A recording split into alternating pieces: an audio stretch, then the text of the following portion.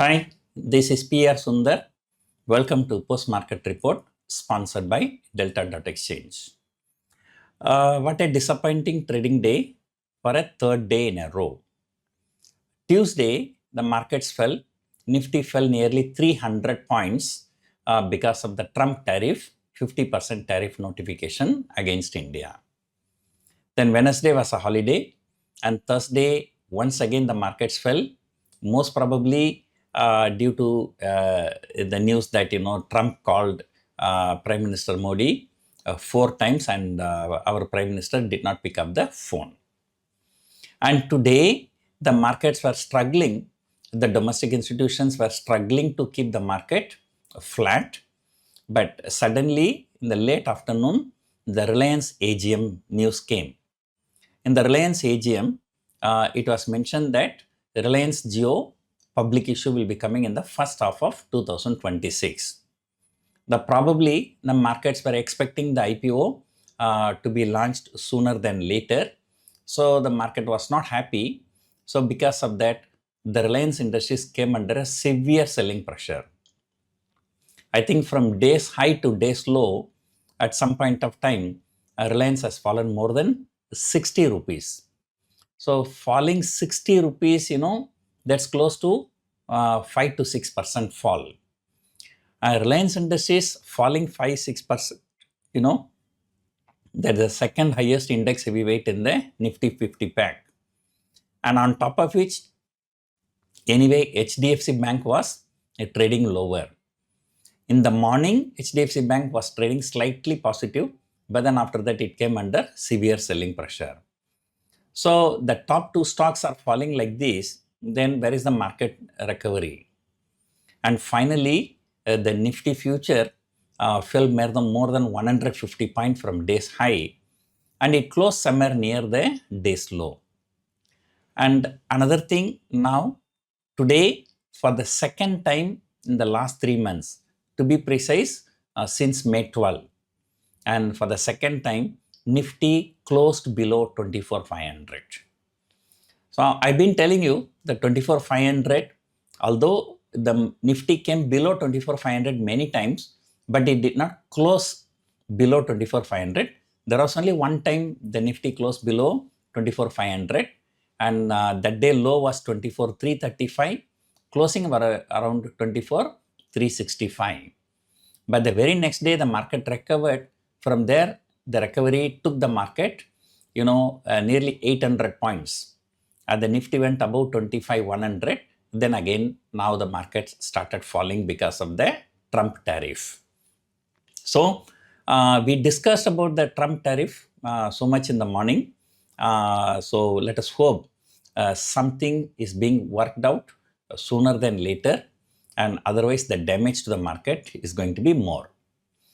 Today, in addition to this Reliance Jio IPO news, there were some other news also. In US, they were expecting some inflation data. So remember yesterday, US markets closed at all-time high. And in case of any bad inflation data, that market can come under severe selling pressure. So that added jittery to our market also. In addition to that, today evening, the GDP data was to be declared. The markets were very much worried. The inflation data came from US, that it's all in line with expectation. So US markets are not reacting. So therefore, that uncertainty is over. The India's GDP data, last time it was 7.4%, I think. This time people were expecting 6.8%. On the contrary, it has come at 7.8%. So it's a good number. So as soon as this number was released, the GIFT Nifty moved about 40-50 points higher.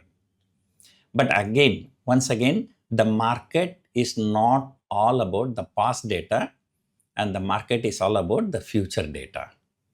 Right? So the GDP data is a lag indicator, not a leading indicator.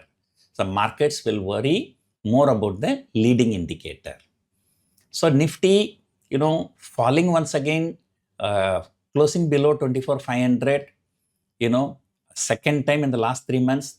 That too after the Prime Minister announcing GST rejig, right? So that means that GST rejig news, that rally has been completely wiped out. In fact, market is heading even lower. So this shows that, the Trump tariff is more serious, more damaging than what I call it as a second best decision by BJP to reduce the GST. The first best news was that, the corporate tax rate reduction from 30% to 22% in 2019. So this is the second best news. But markets are in no mood to listen to BJP. So that's what I can understand. So it is time for them to reflect on all these things and to have some serious negotiation with the US and to come out with something positive for Indian markets, Indian consumers, and in general for India.